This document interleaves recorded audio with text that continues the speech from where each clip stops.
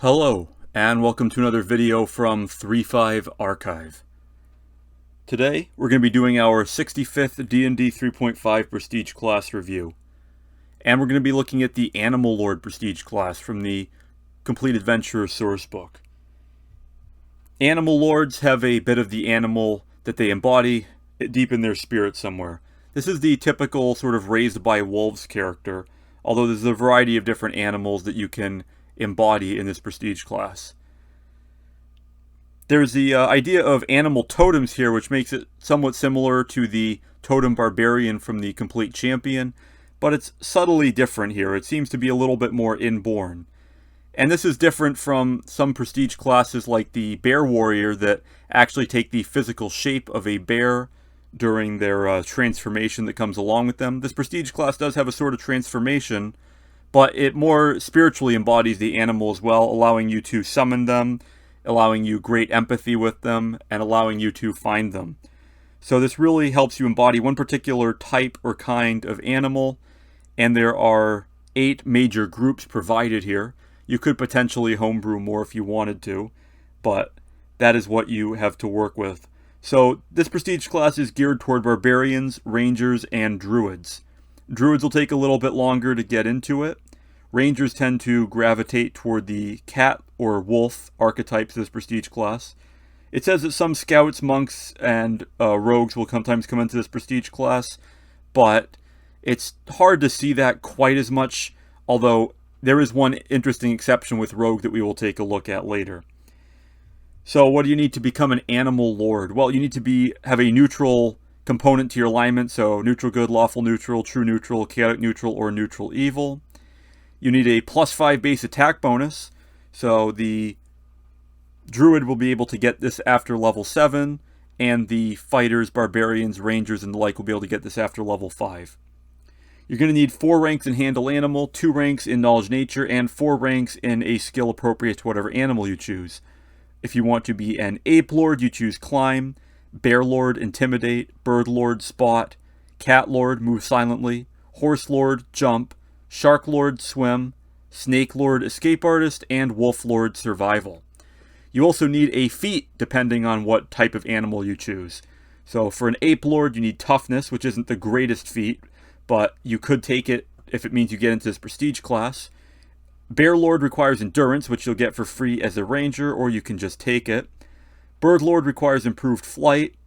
Cat lord requires weapon finesse, which will make it popular for rogues. Horse lord requires run, which is not a very common feat to take, so we can look at this one as also being sort of a feat tax of sorts. Shark lord requires improved swimming. Snake lord requires combat reflexes, which is somewhat common to take. And wolf lord requires track, which will make this an attractive option for rangers that want to come into this prestige class. So overall, this prestige class's requirements are very restrictive. You need a particular feat, you need 4 ranks in particular skill, and while you will be able to at least get that, there's also other skills that you need to get some ranks in. So you need to at least have, 2 whole skill ranks slots potentially dedicated to this prestige class. Now, if you're playing, the majority of classes that allow you access to handle animal, at least the majority that would go into this prestige class, as well as knowledge nature, you just need 2 ranks there. You'll probably be fine, but there could be some instances where you'd have trouble qualifying here. The base attack bonus requirement is just kind of a hard level minimum for getting into this, somewhere between 5th and 7th level for the kind of classes that will usually go into it, and that's pretty reasonable. So while it is very restrictive, it's not necessarily hard to qualify for. It just means you're going to be dedicating a lot of your character to doing so, most likely. So what do you get as an animal lord? Well, you get a D10 hit die, you get 4 plus your intelligence modifier skill points per level, you get a full base attack bonus, which one would hope, and you get good fortitude and reflex save, so that's nice. You'll still have a weak will save, but you can probably live with that. You would be having that if you were playing as a fighter anyway, and if you come in as a barbarian, then you're going to have a little bit better will saves than average anyway for that type of character. As for class features, well, at level 1, you gain Animal Bond. You develop a bond with animals of a particular group, and you can pick from Ape Lord, which is ape, baboon, dire ape, and monkey, Bear Lord, which is black bear, brown bear, dire bear, and polar bear, Bird Lord includes eagles, giant owls, hawks, owls, and ravens. Cat Lord includes cats, cheetahs, dire lions, dire tigers, leopards, lions, and tigers. Horse Lord includes all types of horse, ponies, and war ponies. Shark Lord includes dire shark and all types of normal shark. Snake Lord includes constrictor, giant constrictor, and all types of viper snake. And the Wolf Lord includes dire wolf and the wolf. But curiously, not the winter wolf, although I suppose that's a little bit too far into the realm of magical beast compared to something like the giant eagle or giant owl for the Bird Lord. So you get a +4 bonus on handle animal and wild empathy checks made to influence animals from your chosen group. And if you have the animal companion class feature, you add your animal lord level to your effective druid level for the purpose of determining your animal companion's bonus hit dice, special abilities, and so forth. So this is playing into the druid coming into this prestige class. While you might be missing out on some benefits by not playing a druid, there's also a lot of reason to come into this as a fighting type class, or as a rogue, as we'll see. This is actually a very flexible prestige class, offering different things to different classes that come into that, and that's good design. It would be nice if more prestige classes were like that. But on the other hand, if they were, then perhaps they would be even longer to read than they already are. Also at level 1, you gain the ability to detect the presence of any of the animals of your selected group at will, as if using the detect animal or plant spell with a caster level equal to your class level. While this can be somewhat useful, after a point you don't really need to be detecting animals, and your sense skills are probably going to be high enough that you're going to notice them anyway. This is a nice little ability, but it's not going to come in handy too often. Also at level 1, you gain Wild Empathy. If you don't already have it, this lets you improve the attitude of an animal, works just like the Druid or Ranger class feature, and it says that your levels stack for the bonus if you already have it from another class, which there's, a 2 out of 3 chance that you do, given the 3 most likely classes to go into this prestige class. So that's first level. At second level, you get your first totem. This gives you a +4 bonus on checks made with a specific skill, determined by whatever your type of animal's skill was that you had to take ranks in for this prestige class. So at least you're going to get a little bit of a benefit there.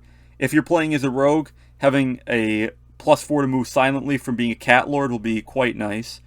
And if you're playing some kind of, fear or intimidate based build, and you're somehow going into this prestige class, then having a +4 to intimidate checks will be nice as well.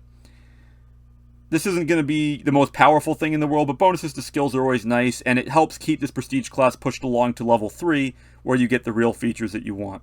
You also get low light vision at second level.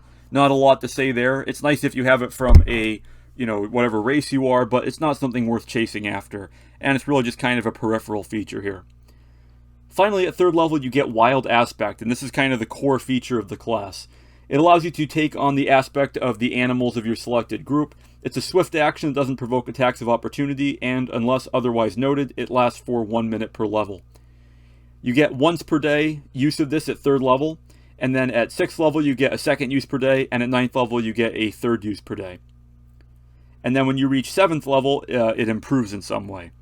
So at 3rd level you get it, at 6th level you get a second use per day, at 7th level it gets more potent, and at 9th level you get your third use per day of it. And if the Animal Lord has the Wild Shape ability, you can spend 1 daily use of Wild Shape to assume his Wild Aspect instead. It's hard to think of situations where that would happen. Wild Shape is going to be almost universally better than these little, variations of, adding some stats to your character, giving yourself another natural attack and that sort of thing, as opposed to gaining a lot more of a creature's stats. So it's unlikely you're ever going to do this. This is a lot more akin to the Variant Druid in the Player's Handbook 2, which is notably less powerful, but also notably more balanced, and that's a lot more similar to what we're looking at here. So, for the Ape Lords, an Ape Lord that uses their Wild Aspect gains 2 primary claw attacks, so you get to attack with both of them at your full base attack bonus, and you also get to apply your full strength. Each claw does a d4 of damage. If you hit an opponent with both claw attacks, you rend them for an additional 2d4 damage plus 1.5 times your strength. So a pretty typical rend ability. And with a good attack bonus, that rend is going to kick in pretty often. While splitting up your attack into 2 different sources of damage is not good for the purposes of damage reduction, the fact that you can rend here is pretty excellent. It's always been sort of unclear whether or not rend was, its own third source of damage when it came to damage reduction. A lot of DMs would probably tack it onto one or the other, or split it between the two. It's sort of unclear. Perhaps it is somewhere in the rules, but it's not easy or intuitive to follow. That said, this is a great feature. I mean, usually it's not hard to land your first hit. And not being able to power attack to ensure that is one thing, but getting in that extra rend damage will a lot of times make up for it, especially if you're being pretty conservative with your power attacking. This is a pretty good option. The Bear Lord gets 2 primary claw attacks, again, each for D4 points. But if the Bear Lord hits with a claw attack, you can do a grapple as a free action, so basically improved grab. And then at 7th level, the claw damage increases to 1d6 points, and that's the same with the Ape Lord. Their 7th level, the claw damage goes to 1d6, and the rend damage goes to 2d6. So the Bear Lord's option is pretty good if you are wanting to play grappling build. However, it's not like your size increases while doing this, so the Bear Hug is going to be a little bit underwhelming unless you're really, really, really spec'd into grappling, in which case, why didn't you just take the improved grapple feat and go with that? The Bird Lord is going to gain feathery wings, allowing you to fly at your base land speed with average maneuverability, and at 7th level the duration increases to 10 minutes per level. So you basically get a once per day fly spell, except worse. This really isn't that great. I mean, would be nice that it's a supernatural ability, so I guess it can't be dispelled if that happens to matter. It probably won't, and this really isn't that great of an option. I mean, if you're really into the Bird Lord, then you can take it, but I personally would not. The Cat Lord gains 2 primary claw attacks, each for a d4 points of damage, and Pounce. If the Cat Lord charges, he can attack with both claws at the end of his charge. And then at 7th level, the damage increases to 1d6. So Pounce is universally great. It's, more popularly known from being from the Lion Totem Barbarian Complete Champion Alternative Class feature. But the Cat Lord here is great as well. It gives you 2 primary claw attacks right off the bat, so no penalty to hit with them. And alongside giving you that Move Silently bonus, this makes it a really great option for rogues. A lot of rogues will want to be able to get pounced. It's hard for them to get it otherwise. And this gives them 2 free natural weapons to, channel their sneak attack through. And with sneak attack, the more attacks you get, the better. And the more that you hit, the better. You don't need to worry about, dealing out a lot of damage. A sneak attack will take care of that. So a Cat Lord rogue, once a day is going to be pretty potent.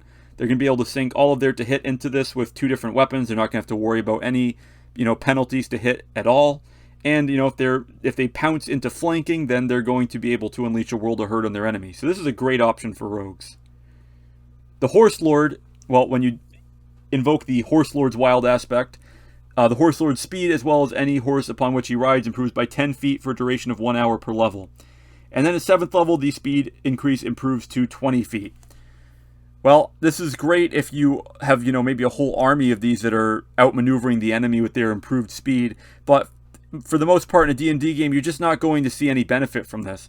This is good maybe if you're traveling on your own and, you want to get somewhere extra fast. But this doesn't affect your allies' mounts or anything. So if you go faster than them, they're just going to be left behind. And you're going to have to hold up and entirely waste this feature. The Shark Lord. Now, this one's obviously more geared toward aquatic campaigns, so we have to go in with that understanding. The Shark Lord gains a devastating bite as a primary natural attack, dealing a d8 points of damage, and also gains the ability to breathe underwater while this wild aspect is active. And then at 7th level, the bite damage increases to 2d6. Well, that's nice, but it's only 1 natural attack instead of 2, so there's not a whole lot to do with it. Water breathing is nice, but if it's only for 1 minute per level, there's not a lot of underwater adventuring you can get done during that time. The water breathing spell is better. Unfortunately, even for an aquatic-based character, the Shark Lord is pretty underwhelming. The Snake Lord gains a poisonous bite as a primary natural attack for 1 round per level. It does a d4 points of damage and has a fortitude save of 10 plus the Animal Lord's level plus con modifier. And it does a d3 points of constitution for initial and secondary damage.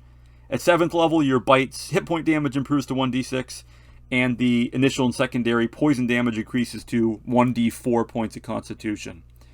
Poison is, not very good most of the time. It's not a good player option. It's more meant to be used against the players as sort of inconvenience, but it's not that often that it really threatens your life, and the system's sort of designed that way on purpose, so that's why poison is pretty underwhelming most of the time as an option. Still, the fortitude save increases pretty steeply. I mean, it would be the equivalent of a net regular class ability of a 20th level character by the time you max out, all 10 levels in this prestige class. But by that point, you're going to be 15th to 17th level anyway, so you're only going to be just barely ahead of the curve when it comes to save DCs. Maybe with ability focus, you could get a little bit more mileage out of this. It is constitution damage, so it is going to go toward more quickly killing your enemy. But a D4 just isn't a whole lot. If it was a D6, it would definitely be worth considering, but then maybe it might be considered overpowered or something like that. Either way, the Snake Lord is one for if you're in a campaign fighting a lot of mages or something, but for the most part, given how many monsters are immune to poison, you're probably not going to want to take this one. And then finally, the Wolf Lord gains the Scent ability for 10 minutes per level. At 7th level, the duration increases to 1 hour per level. So I guess this would let you track with scent, or maybe find an invisible foe in a room to some degree, but that's really about it. Scent is nice as a utility feature, but to have that instead of these nice, natural attacks is pretty questionable. Still, it's arguably better than the Shark Lord or even the Horse Lord, in that you're going to get some use out of it throughout a campaign. The Bird Lord even would, give you some amount of utility compared to those two. So how should we rate these different, Animal Lord options off of their wild aspects, which are really the core of what they're giving you? That's really the biggest benefit they're giving you. Well, the Ape Lord I would probably give 4 stars to. It's a fairly solid damage dealing ability, and it will give you a decent amount of option in combat. As for whether or not it will make you stronger overall, who knows, but it certainly won't make you weaker. It certainly will be a fairly decent option in combat. The Bear Lord a little bit less so, only 3 stars. The improved grab is a little bit redundant. It's not as good as what you can get from other prestige classes. Maybe you could make some strange build concoction from something like Reaping Mauler to pair this with a grappling build, but that's going to give you everything you need for a grappling build as is, so again, you don't really need the Bear Lord.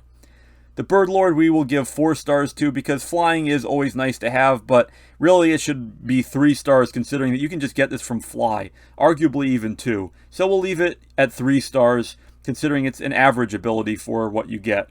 But again, you probably aren't going to want to be taking this prestige class just to get a once per day fly. The Cat Lord earns 5 stars just for its synergy with rogues and for the fact that Pounce is arguably the most powerful ability you can give a fighter in the game. Horse Lord will give 2 stars to, because outside of a campaign where, travel time matters a lot, you're really not going to get much, visible difference to your campaign or to your character out of this class feature. The Shark Lord also gets 2 stars. The Breathe Water ability is very helpful, but the bite attack isn't very good, and being able to breathe water for 1 minute per level, that's just really not going to help you very much most of the time. Perhaps to retrieve somebody that's drowning or to retrieve an underwater item, but that's not going to be enough to bump it to 3 stars. You'll have a cleric in the party. They can probably cast water breathing the one time that you need it per campaign on average, so you probably don't need this.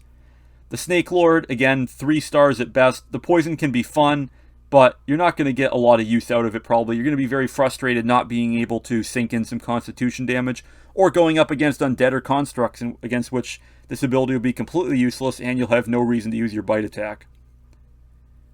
The Wolf Lord with the Scent ability, again, gets 2.5, maybe 3 stars. Scent is nice, but it is just a utility ability, and it's arguably better than the Bird Lord, but again, you're probably already going to be good enough at tracking as a ranger, the type of character that's going to be picking Wolf Lord, so it really doesn't matter to have this class feature most of the time.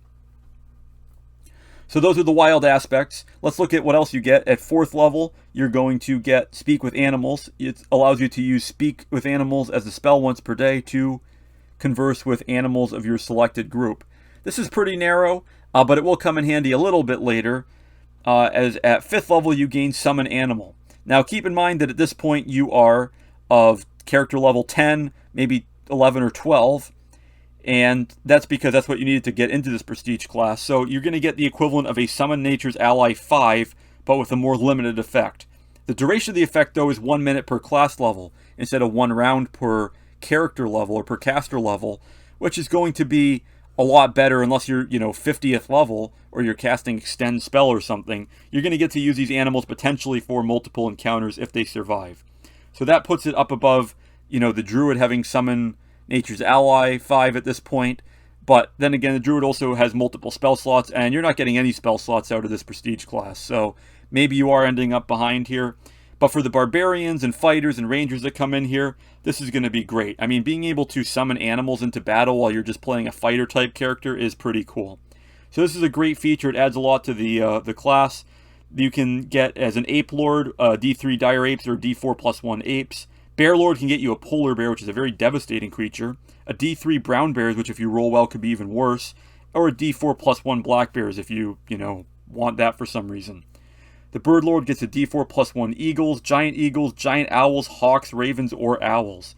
And that's pretty excellent. Giant Eagles are not bad if you need to get yourself across a chasm and you've used up your Bird Lord Wild Aspect or something. Then, well, there you go for that.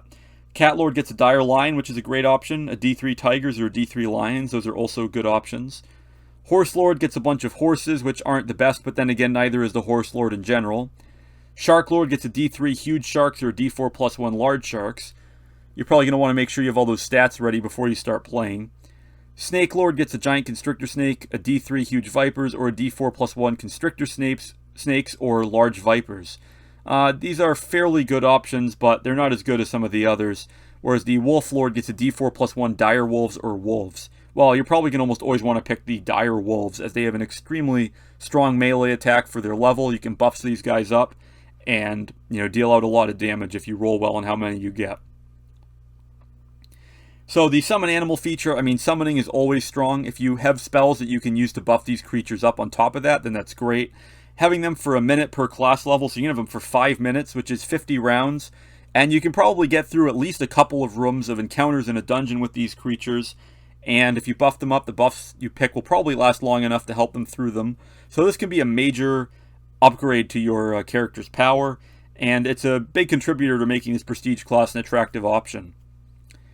At 6th level, you gain a second totem. You gain a bonus feat related to your selected group, even if you don't meet the prerequisites.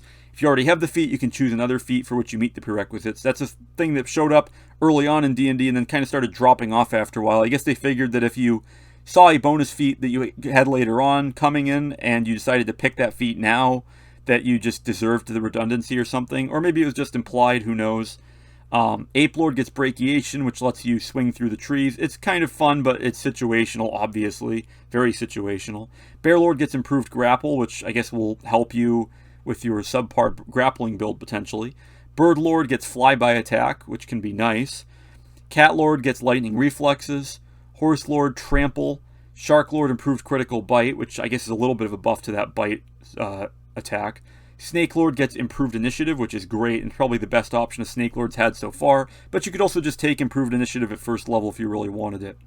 Wolf Lord gets Improved Trip, so when you're not in your, when you are in your so-called wolf form, you can, be a little bit better at tripping, but, tripping isn't always the best option considering you're giving up an attack for it, so this by itself probably isn't that great of an option either. These feats, for the most part, are kind of mediocre. The Cat Lord is nice to help make sure that your evasion always kicks in. Flyby Attack is great. Improved Critical Bite, okay. And Trample for the Horse Lord, well, that's great, but again, the Horse Lord is fairly mediocre, even for a mounted character. So this feature is kind of lackluster, but fortunately, we continue on to level 7, where we get Animal Growth once per day on a single creature from your selected group as a swift action. Yeah, this is nice because you can summon some of these creatures, and then you can proceed to enlarge one of them, even larger than it already is in some cases. And that's great. A huge-sized dire wolf can do a lot of punishment. Again, you're probably going to want to keep the stats handy for these creatures so that you're not leafing through a bunch of books and adding up a bunch of numbers on the fly. But fortunately with this, you only have a few different creatures to keep track of because it's limited to your creature type. Fortunately, you can summon that creature type, that class of creatures, so it's not that big of a deal, but even so. This is a pretty good feature, though. At level 8, you gain Animal Telepathy. This lets you converse telepathically with any animal of your selected group that you can see within 100 feet. Well, that's nice, but it's probably not going to really make you that much more powerful. You already can do speak with animals and that sort of thing. So this is just only okay. I guess it lets you do it quietly. Finally, at 10th level, you gain a permanent 2-point increase to one of your ability scores determined by the chosen animal group as follows. Ape Lord gets +2 strength, Bear Lord +2 constitution, Bird Lord +2 wisdom, Cat Lord +2 dexterity, Horse Lord +2 constitution, Shark Lord +2 strength, Snake Lord +2 charisma, and Wolf Lord +2 strength. So none of them give an intelligence bonus, which is to be expected. The charisma bonus is likely to be useless for a lot of characters coming in here. The wisdom might be a nice buff for druids that come in to be a bird lord, but then again, they're already going to have wild shape, which is better than, the bird shape option. Bear lord and horse lord are kind of nice. Maybe horse lord getting +2 constitution is the only really good thing it has.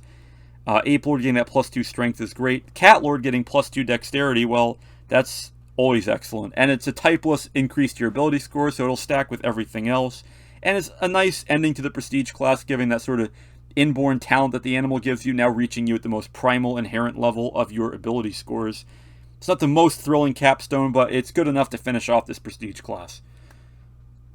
So what should we think of the Animal Lord? Well, here's a prestige class that offers options for a lot of different characters. For a druid, it probably doesn't offer that much that they don't already have, other than a slightly improved version of their Summon Nature's Ally, but at the cost of all their spellcasting. So it's going to be rare that you're going to see druids take this. For rangers, it can be good if they want to lean more into their animal companion abilities and, being able to summon creatures and that sort of thing. So if you want your ranger to be more like a druid, then you could take this prestige class. A barbarian will have a pretty good time getting some interesting abilities. They'll lose rage improvements, but they'll still probably be able to get by with a combination of their rages and wild aspects. A fighter will, of course, just get more interesting abilities. And a rogue that takes the Cat Lord will get a great option to pounce and get 2 primary attacks that don't have any penalties to hit and can be used to dish out some pretty excellent sneak attack damage, given they're not dealing with 2-up and fighting penalties. So overall, I would give this prestige class 3 stars for concept and 4 stars for execution. There's a few effectively dead levels with kind of weird abilities that, just don't come up that often. But the other features it does give you, while they're not exceedingly powerful, they are good enough to be a tempting option for your character. And the summon animal features are really nice, and it does offer some interesting build options for certain classes to make it a tempting option. So overall, it's a pretty good prestige class. There's not a whole lot that I would really change to it. Maybe even making the 3rd totem a +4 bonus or something like that. At higher levels, these ability score improvements mean less and less, relatively speaking, when you have a lot of stats in the mid-20s and even 30s. The animal growth is nice, but maybe more than once per day. Make it a little bit better. Animal telepathy could be on top of something else, or just, enhanced in some other way. Maybe some of your animals get a will save bonus or something. Who knows? Or maybe you get a will save bonus when you're close to them with some kind of spiritual meld. Either way, this prestige class is fine as is. It's a good option for certain characters. And it's really not a terrible option for any of the classes that are recommended to go into it, except for the druid. I would not recommend this as an option for druids. So that's going to be about it for this D&D 3.5 Prestige Class review. Please like, share, comment, subscribe, and so on. Thanks for watching, and I will see you next time here on 3.5 Archive.